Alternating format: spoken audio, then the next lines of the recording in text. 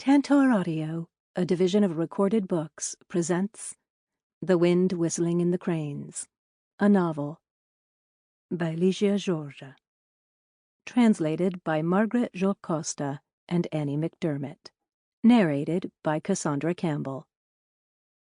The hand that whirls the water in the pool stirs the quicksand, that ropes the blowing wind hauls my shroud sail, and I am dumb to tell the hanging man how of my clay is the hangman's lime. Dylan Thomas. Translator's Introduction. The novel begins on a baking hot August afternoon in 1994, with Mylène Leandro standing at the gates of her family's old canning factory in the Algarve. She is seeking answers. Days before, her grandmother escaped from the ambulance that should have been taking her to a nursing home, wandered off into the night, and was later found dead outside the factory entrance. Mylène shouts through the gates, but no one responds. Even the landscape, the sand, the gravel, the disused railway line, and the occasional fallen tree, seems willfully silent. And Mylène imagines yelling at her surroundings, "Speak, you sneaky things, you cretins, you fools." They don't obey her, of course, but in another sense they do. The Wind Whistling in the Cranes is the story of what the factory has seen ever since it was built on this empty stretch of coastline almost 90 years before. This story, in turn, is closely entwined with another, the story of Portugal's changing fortunes throughout the 20th century. The factory was founded in 1908 by Mylène's bushy-mustached great-grandfather, José Joaquim Leandro, a paternalistic figure. He is cast by Mylène's uncles as a great benefactor, employing girls as young as 7 whose productivity would have been less than 0 just to give their families a helping hand, and paying for their uniforms himself. The factory went from strength to strength, as did the Portuguese canning industry as a whole, and profits soared during the Second World War. Portuguese factories sold canned goods to both England and Germany at inflated prices, despite widespread hunger among the population at home. And yes, Mylène's uncles concede, José Joaquim Leandro may have made a fortune sending shipments over the border falsely labeled surplus from Portugal. However, they emphasize, he wasn't like other industrialists at the time. He never printed swastikas on the lids of his cans, or smoked 1,000 escudo notes wrapped around his Cuban cigars. By April 25, 1974, when the largely peaceful Carnation Revolution marked the end of almost 50 years of dictatorship in Portugal, the factory had been passed down to José Joaquim Leandro's idealistic grandson, José Carlos. In the aftermath of the uprising, workers seized control of factories, farms, and other workplaces in order to run them as cooperatives, and slogans like "Down with the exploiters" began to appear on the cannery walls. Not wanting to stand in the way of history, José Carlos handed the factory over to a group of workers, presenting them with the keys on a velvet cushion. The keys were returned to the family 10 years later on the same velvet cushion, with the factory now an empty shell, the business in ruins, and the machinery all sold off. Did we win? Mylène, a child at this point, asked her aunts and uncles as the last few workers sped away on their mopeds. Her relatives did not answer. The Carnation Revolution also put an end to the Portuguese colonial war, a 13-year conflict between the Portuguese military and the growing nationalist movements in the country's African territories. One such territory was Cape Verde, an archipelago off the west coast of Africa that was uninhabited when the Portuguese landed in the 1460s, more than 3 decades before Columbus reached the Americas, and which became the first European colony in the tropics and a major staging post in the transatlantic slave trade. Cape Verde, along with the other Luso-African colonies, including Angola and Mozambique, gained independence in 1975. The decades that followed saw mass immigration from Lusophone Africa to Portugal, and it is a family of Cape Verdean immigrants, the Matas, who became tenants in the now empty canning factory, paying a small amount of rent and maintaining the buildings in return. However, the Matas' days in the factory are numbered. Tourism is booming in the Algarve, and the factory is sitting on prime real estate. The Leandro family sell the building off to a Dutch corporation that plans to build a luxury resort on the site, despite the environmental destruction this will entail. The developers claims, "We won't disturb so much as the root of a palm tree. Quite the contrary, the palm trees will actually like what we do," are as familiar as they are untrue. In this globalized world, even the events of the novel morph into marketing materials. We learn much of the story of the factory, for example, from an extended sales pitch delivered by Milen's uncles during a dinner with the Dutch developers. The Matas, too, are packaged up for publicity purposes. When flying over the factory in a helicopter, the Dutch developer is enchanted by the picturesque, out-of-Africa feel they lend to the landscape, though he is equally pleased to hear they can be swiftly evicted. The romance that develops between members of the Leandro and Mata families throws into relief Portugal's troubled relationship with its colonial past. The discourse of multiculturalism and tolerance that became widespread in Portugal in the 1990s has been linked to Luso-tropicalism, the contested notion that the intermixing of Portuguese colonizers with their colonized subjects created a uniquely hybrid, open-minded society. Felicia Mata's freckles and green eyes, however, are the result not of a fruitful cultural exchange, but of the betrayal of her great-great-grandmother by a duplicitous French sailor. The behavior of Milen's image-conscious uncles and aunts also exposes this discourse of tolerance as a facade. They may be squeamish about the overtly racist language used by their brother-in-law Dom Silvestri, who lived for some time in apartheid-era South Africa, but some of their cruelest actions arise from an unspoken complicity with his views. In the love story at the center of the book, however, there exists the hope of a more progressive, equal society emerging in the future. As Milen stands outside the factory at the beginning of the novel, fanning herself with her sun hat, she stares in frustration at her surroundings. Those silent things, mere passive witnesses, nature's mute figures who, of course, had knowledge and memory, but who, when it came to it, never spoke. Lídia Jorge is interested in silent observers.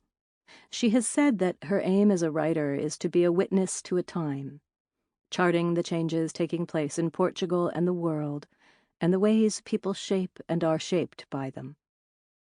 This is what The Wind Whistling in the Cranes achieves so brilliantly. It tells the story of a country by telling the story of a single building, which is also the story of landlords, workers, revolutionaries, immigrants, precarious tenants, property developers, and even the flocks of birds that roost in the palm trees outside the gates. Ceremony. On that hot August afternoon, the long body of the old factory still lay stretched out in the sun. Not quite intact, because the greenish roof bulged and bowed as if it were a continuation of the sea's undulating waves. And growing on some of the window ledges were bouquets of slender weeds like heads of hair, drawing the ledges down into the earth. Even the sign on the front, Fábrica de Conservas Leandro, 1908, had lost nearly all its letters, and from a distance the only ones you could make out were Servas and 908, like a cabalistic message inscribed on the white wall. Not that any of this mattered. Milen was standing outside the old building simply because she was waiting for the gates to open, and for someone to come out and talk to her. Milen had a beach bag slung over one shoulder, so her hands were free, but whenever she tried to clasp them together, they slithered apart, as if covered in some sort of sticky ointment. This was because, Since 11:30 that morning, she had been back and forth across the muddy, slurry-filled field, following what seemed to be a footpath, until that path joined the metal tracks, the two parallel lines where she had stopped. The 3 o'clock sun cast the very briefest of shadows on the ground, and her hair was stuck to her forehead, glued there by her straw hat. Seeing her now in my mind's eye, though, perhaps Mylène had taken off her hat and was fanning herself with it as she stood before the seemingly endless body of the old factory. It really was a very hot day. The Clio that she had parked at a slight angle on the shoulder of the road sat baking in the hot sun. Not a leaf stirred on the 11 palm trees flanking the walls, as though the leaves were made of green metal. Not a single car drove down the narrow street, as if a long Spanish siesta had descended upon the seashore. Mylène had positioned herself facing the main gates, hoping to summon someone who could explain what had happened the previous Thursday night. That's why she'd so carefully rehearsed her words, until she knew them by heart. "Hey, is anyone there? Factory people, is there anyone who can explain what happened last Thursday?" There would be no need to repeat the question. She felt very pleased with herself, because this was exactly the right question to ask. As she walked tentatively toward the building, she took a handkerchief from her bag to wipe the sweat from her brow. But as soon as she stepped onto the tarmac, she hesitated. She still wasn't sure. She needed to think. On second thought, calling out to someone at that hour, the hottest time of the day, when not even the birds seemed to be awake, would be like bringing to a complete halt the search she'd begun by walking back and forth along that path. And this would mean abandoning all hope of discovering a clue she could take back to her aunts and uncles. Something very private and secret, to be shared only with the closest members of her family. If she started shouting, "Hey, is anyone there?" that would be a sign that she'd given up trying to find, by her own means, the necessary words to explain what had happened to Grandma Regina during the night of the 14th of August, or a sign that she needed other people's words to construct her own version of the facts. When her aunt and uncles got back, she wanted to start by telling them, "Dear aunts and uncles, at around midday on Friday, I was at home listening to Simple Minds when someone knocked on the door, and 2 policemen asked if I knew where Grandma Regina was, and then, just like that, they looked away and told me the news." That's what she wanted to say. She wanted to explain everything that had happened in her own words, because she wanted to be mistress of a situation that had more to do with her than with anyone else. But she intended to tell the story with the confidence befitting the grown-up she was, and not like the sort of grown-up child they all took her for. She wasn't a 10 or 12-year-old, or even a 20-year-old. She was a responsible adult. And the proof was that she had walked back and forth along that path, looking for some trace of her grandmother, a footprint, a hair, a handkerchief, a tube, a bottle, or even a crushed leaf or twig. Anything to explain or at least confirm what had happened. She had carried out a detailed search, but had found nothing, even though she knew better than anyone that her grandmother had gone this way. The bare, arid landscape and its various objects knew this too. Yes, there was no doubt about it. They knew this as well as she did.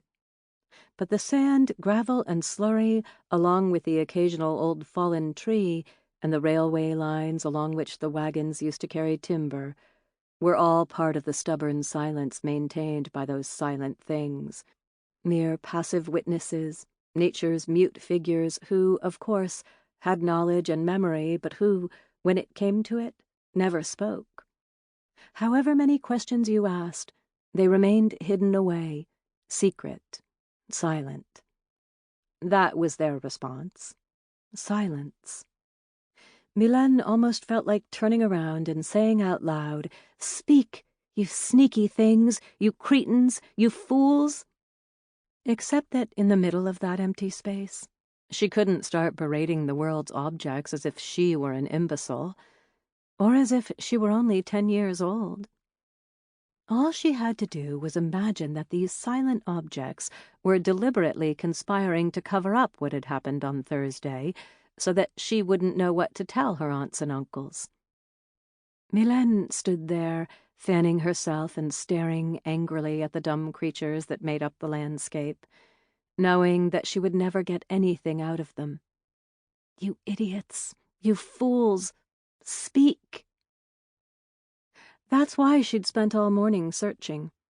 If it had been just her, she wouldn't have bothered, because she had more than enough facts and didn't need any more. Indeed, over the last few days, she'd gathered enough information to reconstruct the night when her Grandma Regina had given the ambulance men the slip. And Mylène had done this purely because she wanted to. Right there, in that very place, beneath the baking 3 o'clock sun, she could close her eyes, and with no effort at all, she could see her Grandma Regina in her nightdress, filling the whole landscape, her body and nightdress occupying every inch of that black and white Thursday night. Right there, whenever she wanted, Mylène could rewind the images, like rewinding a video on the TV screen, and the atmosphere of that afternoon would appear before her with utter clarity, along with the vaporous red clouds of sunset sliding over the plain, followed by the gloom of dusk descending on the service station, and growing still denser along the path taken by her Grandma Regina. She could see her Grandma Regina as clearly as if she'd been there with her, could see the marks left by her bare feet on the earth track. She could imagine her stumbling, stubborn, unstoppable steps as she made her way to the place she wanted to get to.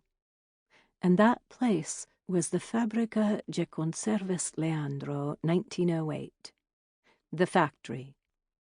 That heap of masonry halfway down Mar de Prainas, and which the family secretly called the Diamond. And she could imagine her grandmother's hands, too, gnarled and ringless, her bare bent neck unadorned by gold chains or necklaces, her white hair which lately seemed to be getting shorter and shorter, as if someone, for some reason, were determined to deprive her face of its frame. But it was one thing seeing and accompanying her grandmother in her imagination, and still in her imagination knowing for certain what had happened, that her grandmother had walked there alone, without anyone helping her along that beaten track, as far as the main gates of the factory, where she would have sat down to rest. It was quite another thing producing actual proof. That's why Mylène had decided to revisit, yet again, the places where the weed-free path would have been soft enough to retain a footprint that would allow her to say to her aunts and uncles, "Yes, I'm quite sure no one carried her. She walked there entirely alone, all the way to the Diamond. She ran away from the ambulance when it stopped at the gas station. She set off on her own. I even found a footprint." And that would be proof enough that her grandmother had passed that way. Mylène, however, had lost count of the number of times she'd crouched down to study the sparse sand and the mud, to no avail, which is why something was telling her now that there was no point going back and trying yet again. She had decided. She would abandon her searches among the mud and slurry. She would go back to her car. Between thinking and acting, though, there is an atom inhabited by someone else, a swift stranger, an unexpectable, as João Paulo used to say. And so, instead of returning to her car and setting off to Praia Pequena, where her friend, Violente, was waiting for her, having served coffee all morning behind the bar, Mylène strode over to the factory, shouting, "Hey! Is anyone there?"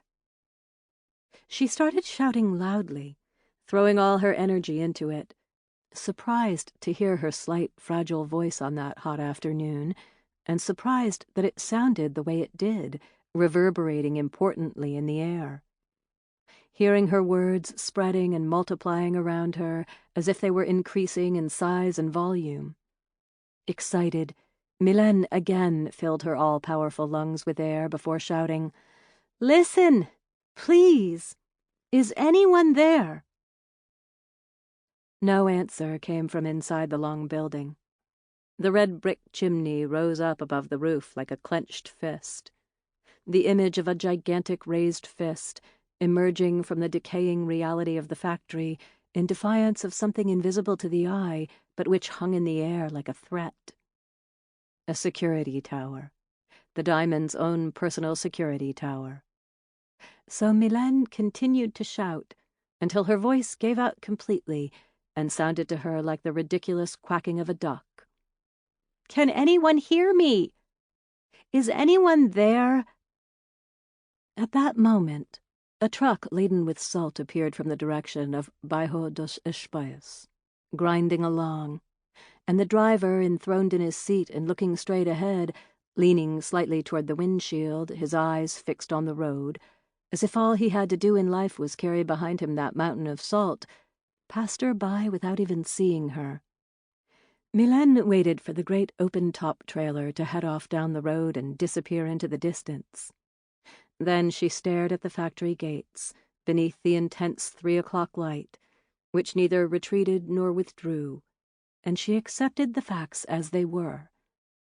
If someone was hunkered down in there, they were either deaf or deliberately refusing to answer. No use to her at all. And so she didn't know what to tell her aunts and uncles. As often happened, she had all the right elements lined up in her mind, and even though she knew what she wanted to say, she couldn't. Cousin João Paulo had always been of the view that if a person didn't have words of their own to explain something, then they should use other people's. And she did sometimes think such a strategy both good and useful, helpful to those who lacked the necessary arguments to explain important thoughts. The more important the thought, the more likely people were to lack the right words. People like her. So she needed to think very carefully before deciding whether she had enough words to explain what had happened on that Thursday night. She had certainly tried hard enough to find them. Only the day before, Sunday the 17th, between 11 in the morning and 3 in the afternoon, Mylène had sat in the church of São Francisco, waiting for someone to come through the gates and talk to her, and it had been a long wait. She had waited until she'd exhausted her entire store of good thoughts, which included memories of Star Wars and U2, and other movies and records, boat rides and road trips, sitting with her cousins next to João Paulo. Then at one point, feeling too alone beneath that white vault, in the shadow of those saints who seemed to have been sleeping for whole eternities with their eyes wide open, Mylène had looked around and managed to decipher a few important words on the white walls, in between the various other ornaments. Among others, she had read, "Alms box, Pax Domini, introibo ad altarum Dei." And then, getting to her feet and standing in the middle of the transept, it occurred to Mylène that she might be able to make use of them. Putting them all together, one by one, she could perhaps say to her aunts and uncles, "Dear aunts and uncles, no need to worry about me. They brought Grandma Regina into the church, and I spent a few hours next to the alms box and the totos tous, and because Grandma Regina was still there at that point, I felt I was in company and thought about nice things to pass the time." Yes, she might have begun by saying that, but she soon changed her mind. On further thought, she realized that it wasn't enough to explain why she hadn't felt alone, because her aunts and uncles certainly wouldn't be concerned about the hours she'd spent alone in the church with Grandma Regina. By then, it would all be over, and she herself was still alive. Her aunts and uncles would want to know the circumstances in which her grandmother had died, and other people's words couldn't help her then. Mylène continued to think as she stood before the 11 palm trees. The Clio was still baking in the sun, and Mylène was thinking about the return of her aunts and uncles, imagining them, one by one, opening the doors of their cars, the engines still running, flinging wide the doors and emerging from their air-conditioned interiors, just to ask, "Mylène, how do you explain this, eh?" She could see her aunts and uncles as they each, one by one, removed their dark glasses so as to look her in the eye, the car doors opening and closing one after the other, and Uncle Rui Ludovici's chauffeur looking at her while pretending to be studying the ground. "How do you explain it, eh?" And standing there before them, she might begin by saying that it had all been a terrible coincidence, various coincidences, for which she even had proof if they insisted. No problem at all. Then, if her aunts and uncles cared to consult their diaries, they would see that Friday, the 15th of August, had been the first day of that holiday weekend, which is why there was no one to be found in offices and so on, or in any of the other places you'd normally expect them to be. It was why the roads were swarming with cars beeping and honking crazily. Houses that were usually inhabited stood empty, while those that had stood empty all year were occupied, with the outside lights on. The houses on either side of Villa Regina, for example, were all closed up, with no one at home. And Mylène could prove this, or perhaps find someone who would back her up. But as for the phone calls she'd made to the houses of her aunts and uncles, the phones ringing and ringing with no one answering, she had no proof of that at all. Yes, she'd made dozens of phone calls. When there was no answer, she'd gone around to their houses. And only then did she learn, from Aunt Ginina's gardener, that not one of them was in Valmarchus that weekend. Finally, on the morning of Saturday the 16th, she'd gone to the council offices, in the hope that, in Uncle Rui's absence, someone would be on duty. And the front door had been open, revealing a spacious lobby furnished with 2 large metal desks, behind which someone would have been sitting, except no one was. No one. The only sign of another human presence was Uncle Rui's giant face staring down at her from above his neat white collar on which was printed the slogan, "Others make promises, we take action." Words that appeared beneath the photo in 2 wavy lines, as if they were part of a poem. That had been Uncle Rui's campaign poster, when he'd won the election a year and a half before. And it was still there. Unjustifiably, some might say. At the time, though, these details were unimportant. What mattered was that Uncle Rui, at least, had not disappeared completely. Then Mylène had called out, imagining that if there was anyone there, they would hear her and realize the gravity of the situation. "Hello? Can anyone hear me?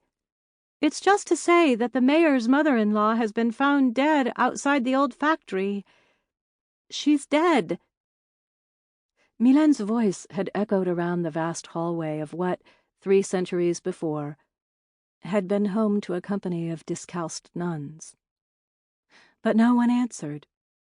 There was no doubt about it. The solemn edifice where Aunt Angela Margarida's husband was mayor was completely deserted. In the courtyard where, at 10 in the morning, the sun was already beating fiercely down, as if intent on melting or cracking the paving stones, there was not a soul to be seen. In the streets of Santa Maria de Valmarchus, groups of foreigners were wandering about, looking vaguely alarmed beneath the peaks of their baseball caps, and stopping to wonder at the white houses, as if they were gazing upon the dried-up bed of the River Nile. Mylène had made eye contact with a few nice people, who even smiled at her as they passed, but none of them had anything to do with her life, let alone the lives of her aunts and uncles. She certainly wasn't going to stop them on the sidewalk and tell them what had happened. She hadn't even told the waiter in the cafe, where she'd sat down on the terrace to eat ice cream. At one point, the waiter had come over to her unasked. He'd leaned on the table and said, "Excuse me, but that's your 5th ice cream." Sample complete. Ready to continue?